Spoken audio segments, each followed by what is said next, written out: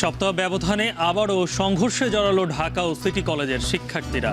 ধাওয়া পাল্টা ধাওয়া, 2 পুলিশ সহ আহত বেশ কয়েকজন। সাগররুনি হত্যা মামলার ডিবিতে থাকা নথি আগুনে পোড়েনি বলে আদালতে দেওয়া বক্তব্য পাল্টালো রাষ্ট্রপক্ষ। একই সুর গোয়েন্দা পুলিশের। রোহিঙ্গা সংকট আঞ্চলিক স্থিতিশীলতা ঝুঁকিতে ফেলেছে। আটনা শীর্ষ সম্মেলনে ডক্টর ইউনূস বাংলাদেশ থেকে সৈনিক নেয়ার ঘোষণা কাতারে। সরকার ও দলীয় প্রধান একই ব্যক্তি কিনা সিদ্ধান্ত রাজনৈতিক দলের হাতে রাখতে মত বিএনপির। ঐকমত্য কমিশনের সাথে তৃতীয় দফায় বৈঠক।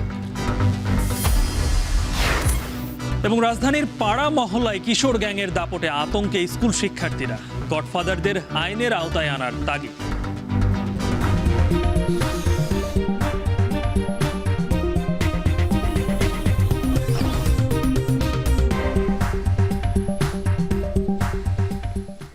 স্বাগত। এখন বিকেলে শুনছিলেন শিরোনাম। পুরো আয়োজন জুড়ে সঙ্গে আছি আমি গালিব ইবনে রিয়াজ।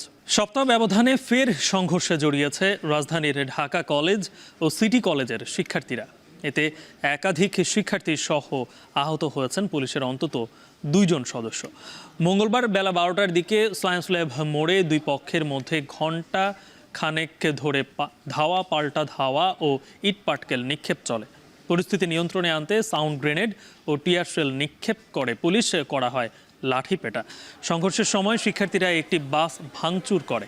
শিক্ষার্থীদের দাবি, সিটি কলেজের এক শিক্ষার্থীকে মারধরের পূর্ব শত্রুতার জের ধরেই মূলত আজকের মারামারির সূত্রপাত। সবশেষ 15 এপ্রিল সংঘর্ষে জড়ায় এই 2 কলেজের শিক্ষার্থীরা।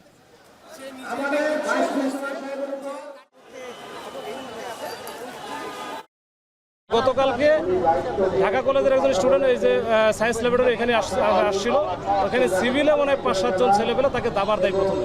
সে ওই যে ফুটওভার ব্রিজে ওঠার সময় এখানে পড়ে যায় এবং মুখ টুক এগুলাম থেতলে যায়, মানে গুরুতর আহত হয়। এরপরে আবার এরা মনে হয় ওই বেল্ট দিয়ে মারছে।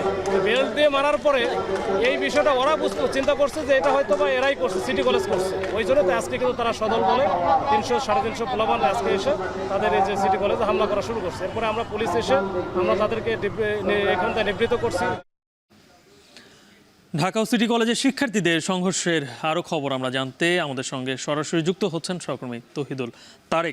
তারেক, এখন কি অবস্থা সেখানকার? 2 কলেজের শিক্ষার্থীরা কোথায় অবস্থান করছেন, আর যারা আহত হয়েছেন তাদেরকে কোথায় নেওয়া হচ্ছে?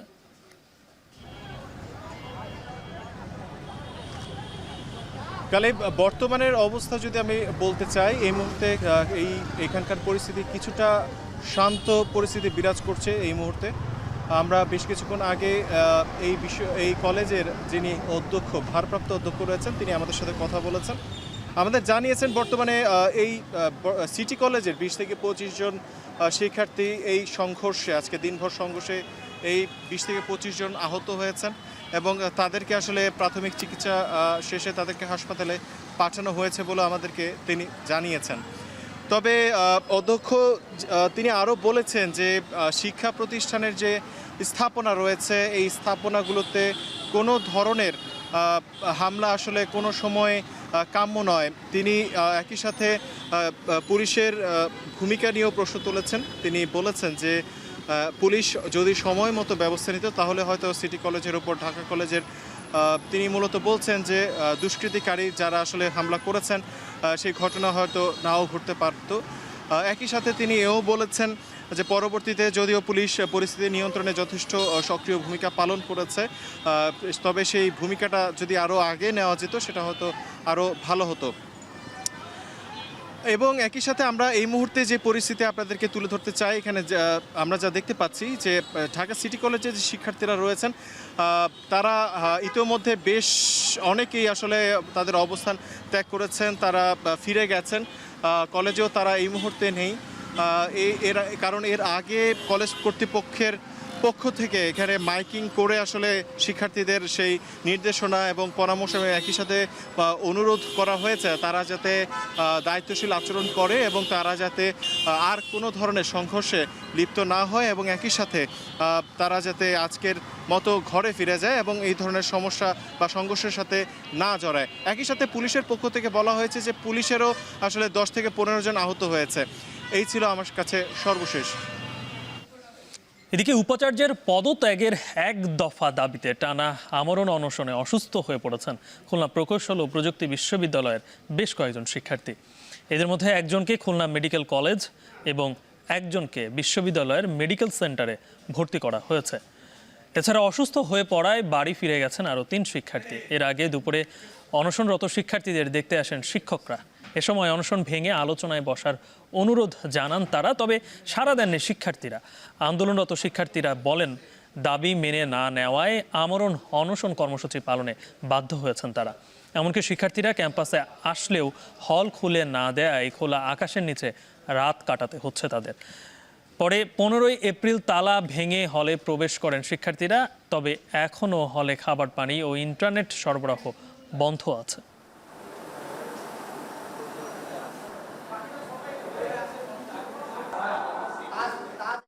18 থেকে 19 ঘন্টা প্রায় হয়ে গেছে, কিন্তু তবুও আমরা ইন্টারিমের কোনো পদক্ষেপ দেখতে পাইনি। অনেকে অনেকটা দুর্বল হয়ে পড়েছে, আমি নিজেও অনেকটা দুর্বল এখন, কিন্তু এখনো পর্যন্ত আমাদেরকে কেউ আশ্বস্ত করতে পারেনি।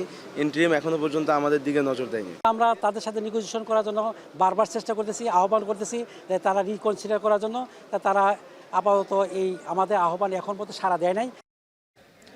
খুলনা প্রকৌশল ও প্রযুক্তি বিশ্ববিদ্যালয় কুয়েটের উপাচার্যকে অপসারণে বিশ্ববিদ্যালয়টির শিক্ষার্থীদের এক দফা দাবির পক্ষে সংহতি প্রকাশ করেছে বুয়েটের সাধারণ শিক্ষার্থীরা।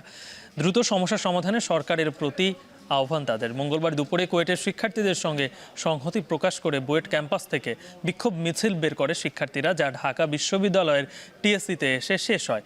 পরে রাজু ভাস্কর্যের পাদদেশে সমাবেশে শিক্ষার্থীরা জানান দাবি আদায়ে বিভিন্ন সময় কুয়েট শিক্ষার্থীরা নানা কর্মসূচি পালন করলেও কর্তৃপক্ষ আমলে নেয়নি। বাধ্য হয়ে আমরণ অনশনে বসেছেন তারা। কুয়েটের উপাচার্যকে অপসারণের পাশাপাশি দোষীদের দ্রুত আইনের আওতায় আনার দাবি জানান তারা। এছাড়া কুয়েট শিক্ষার্থীদের নিরাপত্তা নিশ্চিত ও ক্যাম্পাসে শিক্ষার সুষ্ঠু পরিবেশে ফিরিয়ে আনার দাবি জানান তারা।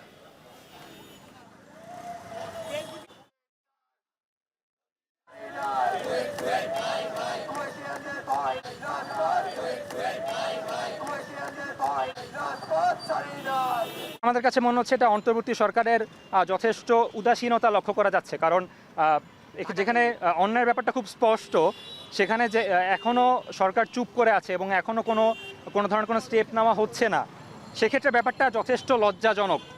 ভিসি মাসুদ মিডিয়াকে কন্ট্রোলের চেষ্টা করছে এবং পরবর্তীতে দেখা যাচ্ছে যে এই কারণে অনেক খবর তারা সংগ্রহ করে নিয়ে গেলেও পরবর্তীতে ম্যানেজমেন্ট থেকে সেটা আর টিভিতে প্রচার করা হচ্ছে না।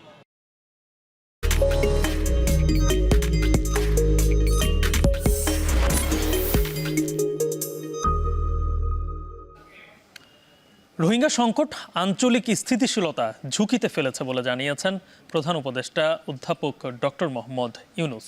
তিনি বলেন, শান্তি ও স্থিতিশীলতা ছাড়া টেকসই বিশ্ব গড়া সম্ভব নয়। কাতারের রাজধানী দোহায় আয়োজিত আর্টনা সামিটের উদ্বোধনী অনুষ্ঠানে যোগ দিয়ে প্রধান উপদেষ্টা বলেন, রোহিঙ্গা সংকট বাংলাদেশের জন্য বড় চ্যালেঞ্জ। রোহিঙ্গা সংকট সমাধানে বিশ্ব নেতাদের এগিয়ে আসার আহ্বান জানান তিনি। এ সময় টেকসই ও সমতা ভিত্তিক বিশ্ব নির্মাণের 6 প্রস্তাব দেন ডক্টর ইউনূস। প্রস্তাবগুলো হলো প্রান্তিক জনগোষ্ঠীর অর্থনৈতিক কর্মকাণ্ডে অংশগ্রহণ নিশ্চিত করা, সামাজিক ব্যবসা দক্ষতা বাড়ানো, তরুণদের ওপর বিনিয়োগ বাড়ানো, বিশ্বব্যাপী শান্তি ও সুবিচার নিশ্চিত করা, উন্নয়নশীল দেশগুলোকে প্রতিশ্রুত অর্থ প্রদান এবং 3-0-র ওপর মনোযোগ দেওয়া।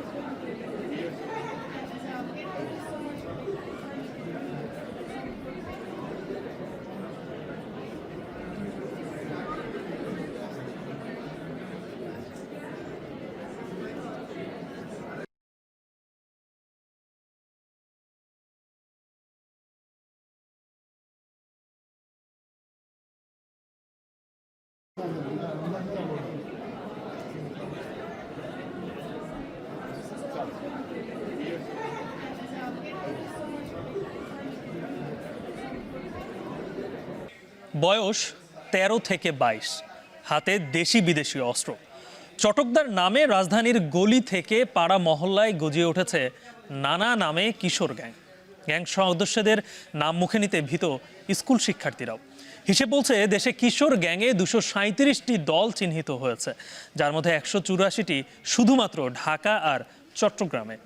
এই গ্যাংয়ের পৃষ্ঠপোষকদের আইনের আওতায় আনা গেলে অপরাধ দমন সম্ভব বলে মনে করেন বিশ্লেষকরা। বিস্তারিত হাবিবুর রহমান হৃদয়ের ক্যামেরায় আরও জানাচ্ছেন আরিফ হোসেন।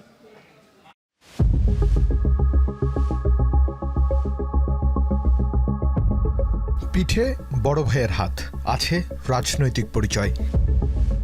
দেশি বিদেশি অস্ত্র হাতের মুঠোয়, মাদকে বুথ হওয়ার প্রমাণ উন্মাদ অঙ্গভঙ্গি। প্রকাশ্যে অস্ত্র হাতে বাঁধ ভাঙা উল্লাসে ডেঞ্জার গ্যাংয়ের সদস্যরা। ভিডিও করে সামাজিক যোগাযোগ মাধ্যমে ছড়িয়ে দেওয়ার সাহসী বলে দেয় আইনশৃঙ্খলা বাহিনীকে কতটুকু ভয় পায় গ্যাং সদস্যরা। একই অবস্থা অ্যাটেম্প টু মার্ডার গ্যাংয়ের সদস্যদের। ভয়ডরহীন এসব কিশোর কলম ছেড়ে হাতে তুলে নিয়েছে অস্ত্র। ছিনতাই, চাঁদাবাজি, মাদক ব্যবসা, জমি দখল, নারীদের উত্ত্যক্ত করার মতো ঘটনায় রাজধানীতে তাদের নাম আসছে সবার আগে। বাস্তবতা ঘুরে দেখতে রাজধানীর উত্তরা থেকে শুরু করতে চায় এখন টিভি। এই এলাকায় 30টির বেশি কিশোর গ্যাং দাপট দেখাচ্ছে। কুকুরের মাথায় একদিন কুকুরের এখান থেকে এখান পর্যন্ত রেড লিপের পার্মানেন্ট ইং দিয়ে লিখে দিছে স্টার ডিস্কো ফিস্কো। এখন এটা থেকে আপনি প্রমাণ নেন যে এটা আছে। কিশোর গ্যাংয়ের দাপটে অতিষ্ঠ ছোট ব্যবসায়ীরা। অনেক বছর ধরে চলা কিশোর গ্যাংয়ের দাপট থামাবে কে, এমন প্রশ্ন এক দোকানির। কিশোর গ্যাং বাড়বে না তো কি আমার মতো মুদি দোকানদার বাড়বে? আল্লাহর উপর ছেড়ে দেন, সব আল্লাহ। কখনো গলিকেন্দ্রিক, কখনো এলাকা কেন্দ্রিক উত্তরায় ত্রাসের রাজত্ব তৈরি করেছে কিশোর গ্যাং। এবং এই আশপাশের যারা রয়েছেন তারাও অতিষ্ঠ তাদের জ্বালাতনে। একসময় নিজেদের নামের জানান দিতে এই যে দেয়ালগুলো দেখছেন, এই দেয়ালগুলোতে নাম লিখে রাখা হতো। এখন সেই নাম লেখার পদ্ধতি এবং প্রচারণার পদ্ধতি চলে গিয়েছে সোশ্যাল মিডিয়ায়। বিচ্ছু বাহিনী, সাইফুল গ্যাং, বাবুরাজন গ্যাংয়ের দাপটে ভীত স্কুল পড়ুয়া শিক্ষার্থীরা। তাদের কাছে সবসময় থাকে দেশি অস্ত্র। থাকতো না বিভিন্ন ধরনের গ্যাং কালচার থাকতো না, এটা কি আছে এখনো? এদিকে 12টা বাজে এই যে একজন নাম আছে ডেঞ্জার আলম, ঠিক আছে? এর প্রত্যেকটাই এরকম একটা চাকু নিয়ে আধিপত্য বিস্তার, পাড়ার নিয়ন্ত্রণ ও স্কুল মোড়ে দাঁড়িয়ে ছোট বাচ্চাদের মনস্তাত্ত্বিকভাবে জিম্মি করা যাদের কাজ। এরা কি কোনো পড়ালেখা করে কোথাও? কিসের পড়ালেখা? আপনারা কি কোনো ভিডিও টিডিও কইরা থাকেন, পরবর্তীতে আমাদের সমস্যা আছে, বুঝতে পারছেন? এর পরের অবস্থানই রয়েছে মোহাম্মদপুর এলাকা। এখানে কম করে হলেও 20টির বেশি গ্যাং এলাকার বিভিন্ন জায়গায় তাদের কার্যক্রম পরিচালনা করে। এখানে কিশোর গ্যাং মানেই ছিনতাই, চাঁদাবাজি। নামে বেনামে ছড়িয়ে পড়া কিশোর গ্যাংয়ের সদস্যদের চিহ্নিত করাই এখন আইনশৃঙ্খলা বাহিনীর বড় চ্যালেঞ্জ। এই পায়ের ভিতরে কষ্টে মাইরা টাকা লইয়া দিতাম বাজারে, টুপির ভিতরে টাকা নিতাম, এরকম টুপি মাথা দিয়ে এরপর টাকা লইয়া দিতাম বাজারে। আমরা তো মোবাইল বিক্রি করি, অনেক কাস্টমার এসে বলে যে ভাই মোবাইলটা নিয়ে গেছে। মেইন রোডের পরে ওদিকে নবোদয়, চন্দিনা, এদিকে ভিতরের গল্লিতে গেলে ওদিকে ছিনতাইয়ের শিকার হতো। এবার আসা যাক নামকরা স্কুল কলেজের আধিপত্য বিস্তার নিয়ে। প্রায় সময় ঢাকা কলেজ ও সিটি কলেজ সংঘর্ষে জড়ায়। এখানে গ্যাং কালচার তৈরি হয় কলেজের নামকে সামনে রেখে। কলেজ শিক্ষার্থীদের মধ্যে কটূক্তি নিয়েই যত দ্বন্দ্বের সূত্রপাত। আপনাকে এসে আপনার ইনস্টিটিউশনের কিছু একটা বললাম, ইনস্টিটিউশন নিয়ে আমার ইয়াতে আছে, দেন আপনি এটা কিছু বলুন, আপনার গায়ে প্রত্যেক বছরই এটা হয়। এটা আসলে স্পেসিফিক কখনো কোনো কারণ থাকে না, এটা মানে এভাবেই হয়। বয়সে সাহসে সবকিছু মারিয়ে যাওয়া এসব কিশোরদের দিকে নজর পড়েছে শীর্ষ সন্ত্রাসীদেরও। তাদের দলে রেখে জমি দখল ও মাদক ব্যবসায় কাজে লাগায় তারা। এটা আইনের মাধ্যমে তো তাদের জামিন হয়েছে। জামিন হওয়ার পরে এখন কিছু লোক আছে যে আর এই জগতে আর যেতে চায় না, আর কিছু লোক আছে যে না ট্রাস্ট তৈরি করবে। এই কারণে যে কিশোর গ্যাংগুলো লিড দেওয়ার চিন্তা ভাবনা করতেছে বা নিয়ন্ত্রণে রাখার চিন্তা ভাবনা করতেছে এরকম। স্বরাষ্ট্র মন্ত্রণালয়ের পাঠানো একটি হিসেব বলছে এখন সারা দেশে 237টির মতো কিশোর গ্যাং রয়েছে। এর মধ্যে 127টি গ্যাং রয়েছে ঢাকা শহরে, পরে চট্টগ্রামে রয়েছে 57টি। অন্যান্য জেলাগুলো মিলিয়ে কিশোর গ্যাং রয়েছে 53টি। কিশোর গ্যাং দমনে অভিযোগের অপেক্ষায় আইনশৃঙ্খলা বাহিনী। আমাদের স্পষ্ট বার্তা, কেউ যদি আইন নিজের হাতে তুলে নেওয়ার চেষ্টা করে তাকে অবশ্যই আইনের মুখোমুখি হতেই হবে, এবং এই ক্ষেত্রে আমরা কাউকে বিন্দুমাত্র ছাড় দেব না। রাজনৈতিক পৃষ্ঠপোষকতা বন্ধ করা গেলে থামানো যাবে কিশোর গ্যাং, বলছে অপরাধ বিশ্লেষকরা। না পারছে কিশোরদেরকে সংশোধন করতে, না পারছে পিছনের পৃষ্ঠপোষকদেরকে আইনের আওতায় আনতে।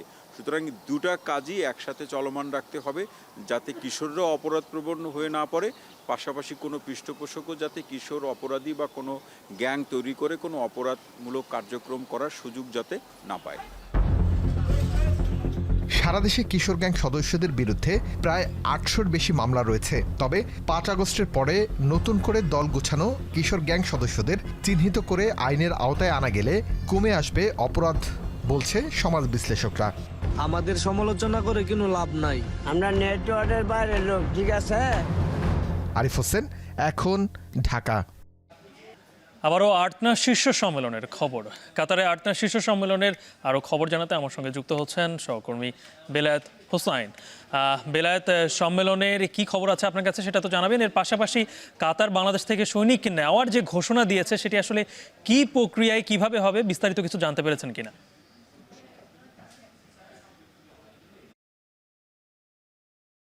আপনি যে প্রশ্নটি করেছেন সেটা দিয়ে শুরু করতে চাই। আপনি যেটা কি প্রক্রিয়া নিয়ে আসলে এখানে কাতারের যে প্রতিরক্ষা মন্ত্রণালয় আছে আর বাংলাদেশের যে প্রতিরক্ষা মন্ত্রণালয় আছে, বাংলাদেশের প্রতিরক্ষা মন্ত্রণালয় এবং কাতারের প্রতিরক্ষা মন্ত্রণালয় একটি দেশের দুই এই আন্তঃ মন্ত্রণালয় যোগাযোগের মাধ্যমে বাংলাদেশ সেনাবাহিনীর মাধ্যমে এই সৈনিক নিয়ে আসা হবে। প্রথম অবস্থায় 725 জন এবং এটি পরবর্তী ধাপে আরো বাড়তে থাকবে। এটি প্রেস সচিব কিছুক্ষণ আগে আমাদেরকে জানিয়েছেন। এটি ছিল সৈনিক কাতারে নিয়ে আসার খবর। আর এর বাইরে প্রেস সচিবের আরো কিছু বক্তব্য। প্রধান উপদেষ্টার আজকে সারাদিনের ব্যস্ততা যদি বলি যে তিনি আজকের সম্মেলনের শুরুতেই তিনি সূচনা বক্তব্য দিয়েছেন।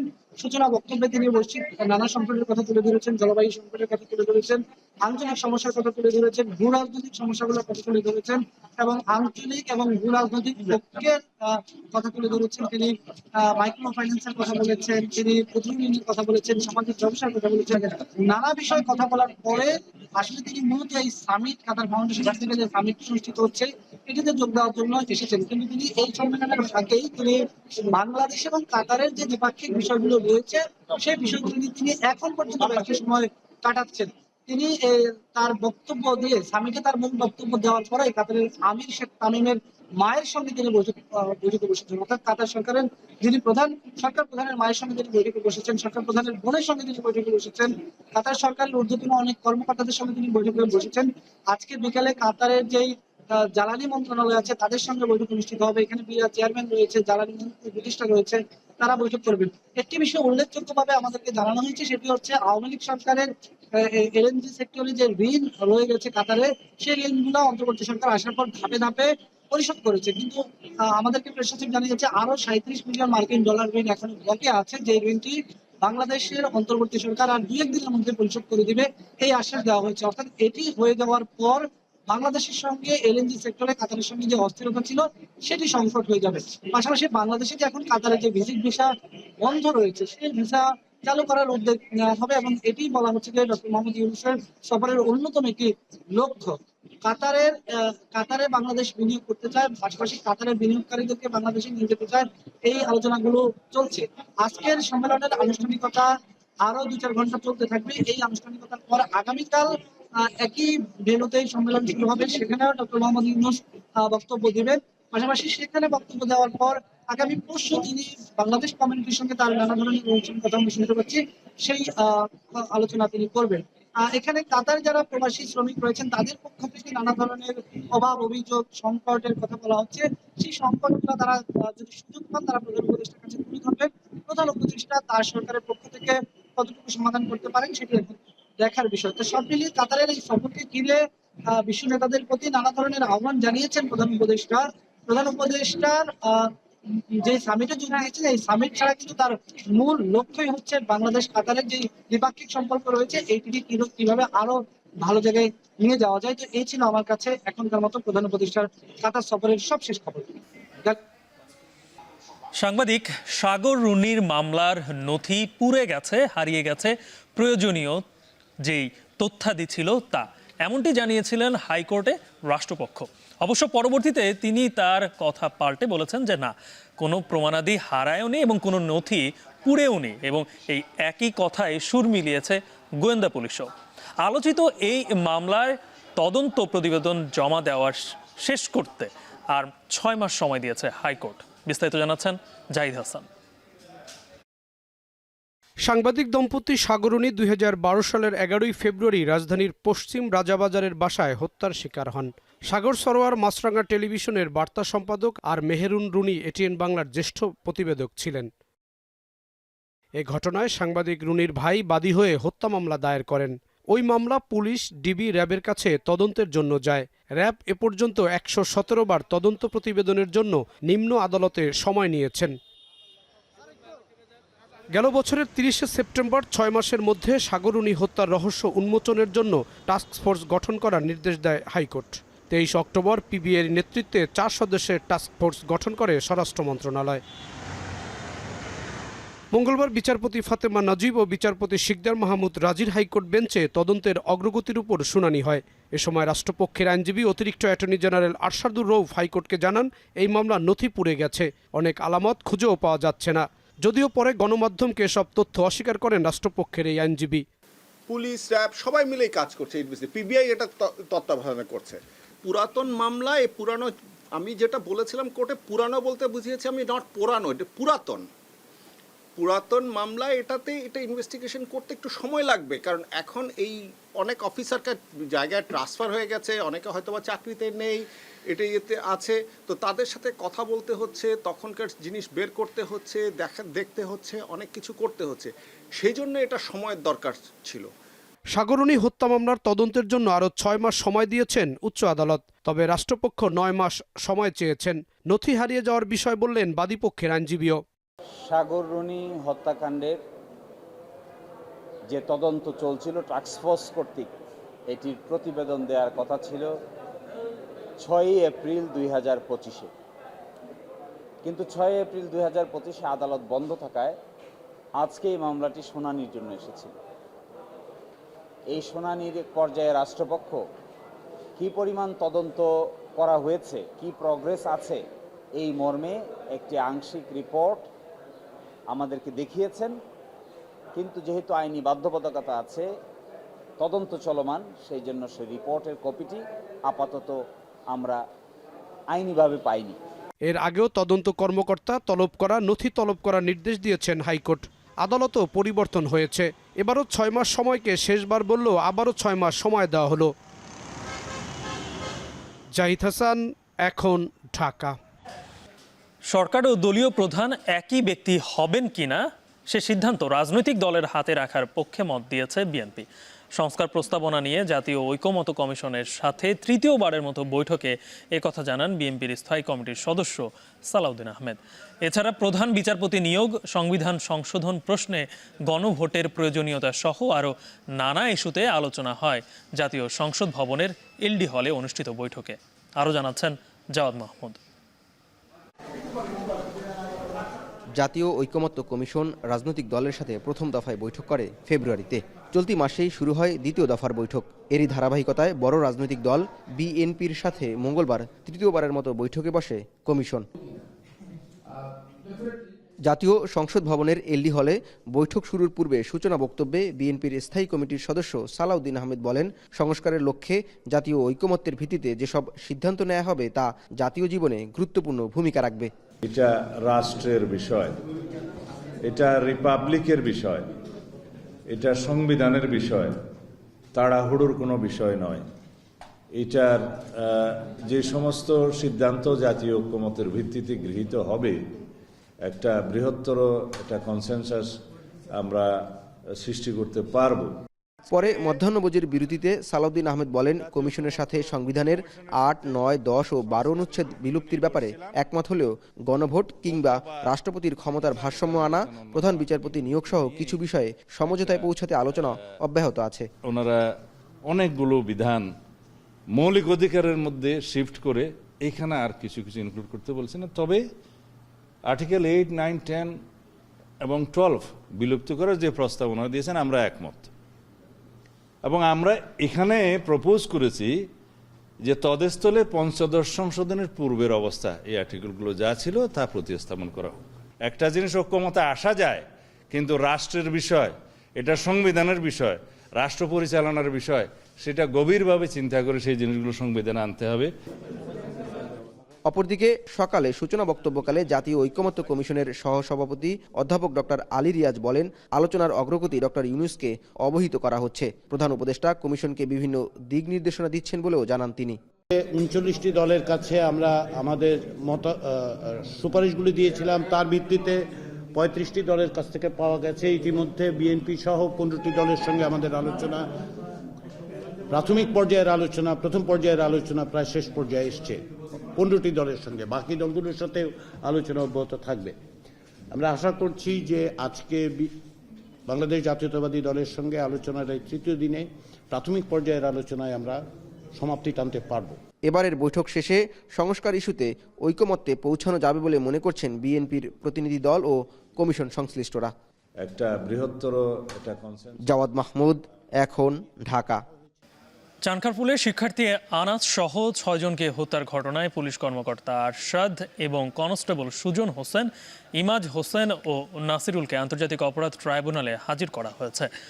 সোমবার এই মামলার চূড়ান্ত অভিযোগ প্রসিকিউশনের হাতে জমা দেয় তদন্ত সংস্থা।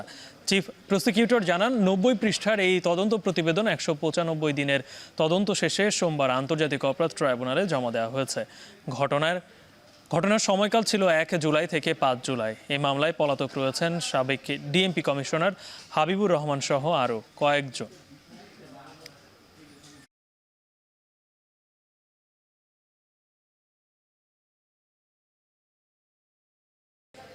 মানবতা বিরোধী অপরাধের মামলায় জামায়াত নেতা এটিএম আজহারুল ইসলামের মৃত্যুদণ্ডের রায়ের বিরুদ্ধে আপিল শুনানির জন্য আগামী 6 মে দিন ধার্য করেছেন আপিল বিভাগ। ওই দিন আপিল বিভাগের পূর্ণাঙ্গ বেঞ্চে এই বিষয়ে শুনানি হবে। প্রধান বিচারপতি সৈয়দ রেফাত আহমেদের নেতৃত্বে 4 বিচারপতির আপিল বেঞ্চ এই আদেশ দেন। আদালত থেকে বের হয়ে জামাতের আইনজীবী শিশির মনির বলেন, এটিএম আজহারুল ইসলামের মামলায় কিছু আইনি জটিলতার ব্যাপারে ব্যাখ্যার দরকার রয়েছে, তাই আপিল বিভাগের পূর্ণাঙ্গ বেঞ্চে শুনানি হবে। একই সঙ্গে জামাতের সেক্রেটারি জেনারেল মিয়া গোলাম পরোয়ার বলেন, 8 মাসেও এটিএম আজহারের মুক্তি না পাওয়া দুঃখজনক। 2019 সালের 23 অক্টোবর মানবতা বিরোধী অপরাধের মামলায় জামায়াত নেতা এটিএম আজহারুল ইসলামের মৃত্যুদণ্ডের রায় বহাল রাখেন আপিল বিভাগ। 2014 সালের 30 ডিসেম্বর আজহারকে মৃত্যুদণ্ডাদেশ দেন আন্তর্জাতিক অপরাধ ট্রাইব্যুনাল।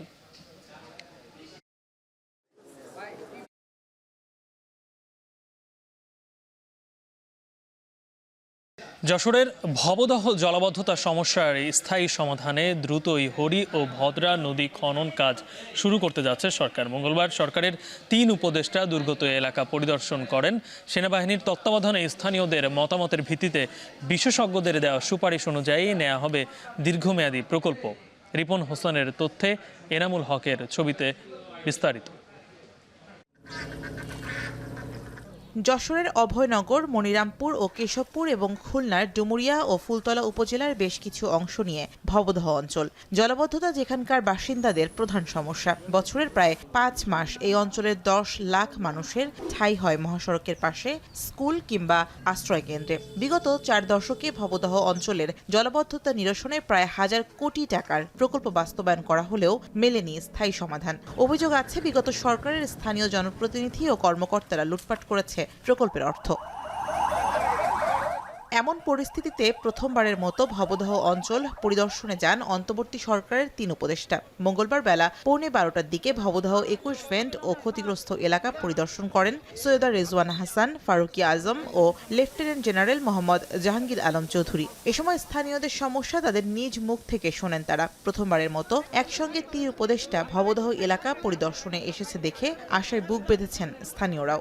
আশ্বাস অনুপাতে যদি কাজ হয়, সেনাবাহিনীর মাধ্যমে যদি জোয়ার আধার চালু করা যায়, তাহলে একদিকে নদী খনন হবে, একদিকে জোয়ার ভাটা প্রাকৃতিকভাবে চলবে, তাহলে নদী আপনি গভীর হবে। খনন কাজের সাথে সাথে যদি টিআরএমএন বাস্তবায়ন করা হয় এবং করতে সিদ্ধান্ত নিয়েছেন, এটা যদি বাস্তবায়ন হয় তাহলে আমরা উপকৃত হব বলে আমরা বিশ্বাস করি।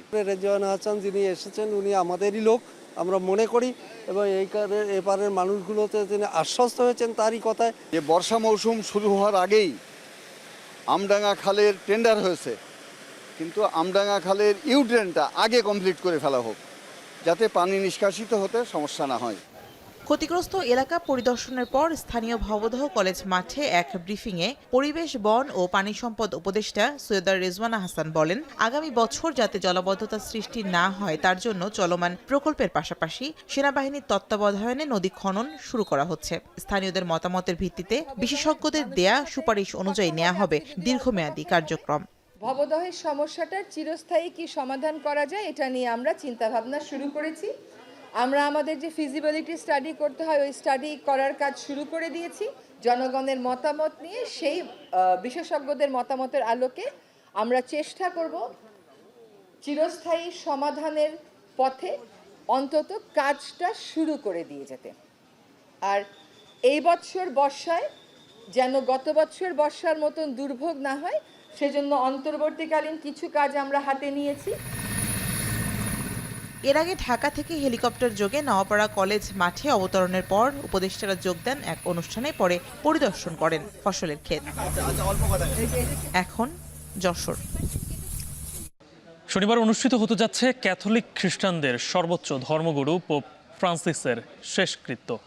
এর আগে বুধবার সান্তা মার্তা থেকে পোপের মরদেহ নেওয়া হয় ভ্যাটিকানের সেন্ট পিটার্স ব্যাসিলিকায়। সেখানেই শেষবারের মতো সর্বসাধারণের শ্রদ্ধায় সিক্ত হবেন তিনি। যুক্তরাষ্ট্র, ইউরোপ ও লাতিন আমেরিকার দেশগুলোর চার্চে পোপের প্রতি শ্রদ্ধা জানাতে জড়ো হয়েছেন তার ভক্ত অনুসারীরা। যুক্তরাষ্ট্রে সরকারি প্রতিষ্ঠানে অর্ধনমিত রাখা হয়েছে পতাকা। সাদা ও সোনালী আলো জ্বালিয়ে শ্রদ্ধা জানানো হয় নিউ ইয়র্কের সুয়েচ্রো দ্য এম্পায়ার স্টেট বিল্ডিংয়ে। প্যারিসের আইকনিক আইফেল টাওয়ারে কিছুক্ষণের জন্য বন্ধ রাখা হয় আলো। এদিকে পোপ ফ্রান্সিসের মৃত্যুর পর ভারপ্রাপ্ত পোপ হিসেবে দায়িত্ব নিয়েছেন আইরিশ আমেরিকার কার্ডিনাল কেভিন ফ্যারেল। 2019 সালে তাকে কার্ডিনাল হিসেবে মনোনীত করেছিলেন প্রয়াত পোপ। সোমবার আকস্মিক স্ট্রোক ও হার্ট ফেইলিওরের কারণে মারা যান পোপ ফ্রান্সিস।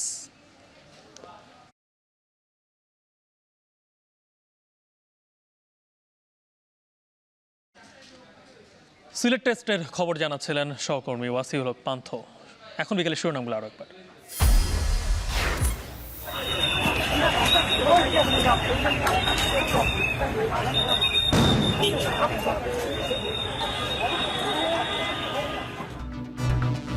সপ্তাহ ব্যবধানে ফের ঢাকা সিটি কলেজের শিক্ষার্থীদের সংঘর্ষ। কাল ঢাকা সিটি ও আইডিয়ালের বৈঠক, 10 পুলিশ সহ আহত অন্তত 25। সাগররুনি হত্যা মামলার ডিবিতে থাকা নথি আগুনে পড়েনি বলে আদালতে দেওয়া বক্তব্য পাল্টালো রাষ্ট্রপক্ষ। একই সুর গোয়েন্দা পুলিশের। রোহিঙ্গা সংকট আঞ্চলিক স্থিতিশীলতা ঝুঁকিতে ফেলেছে। আর্টনা শীর্ষ সম্মেলনে ডক্টর ইউনূস, বাংলাদেশ থেকে সৈনিক নেওয়ার ঘোষণা কাতারের। সরকার ও দলীয় প্রধান একই ব্যক্তি কিনা সিদ্ধান্ত রাজনৈতিক দলের হাতে রাখতে মত বিএনপির। ঐকমত্য কমিশনের সাথে 3য় দফায় বৈঠক। এবং রাজধানীর পাড়া মহল্লায় কিশোর গ্যাংয়ের দাপটে আতঙ্কে স্কুল শিক্ষার্থীরা। গডফাদারদের আইনের আওতায় আনার তাগিদ। এই ছিল এখন বিকেলের আয়োজন। এখন টেলিভিশন ওয়েবসাইটে দেখতে ভিজিট করুন এখন.tv, ফেসবুকে চোখ রাখুন facebook.com/tv.এখন, আর ইউটিউবে লাইভ দেখতে ভিজিট করুন youtube.com/c/echontv।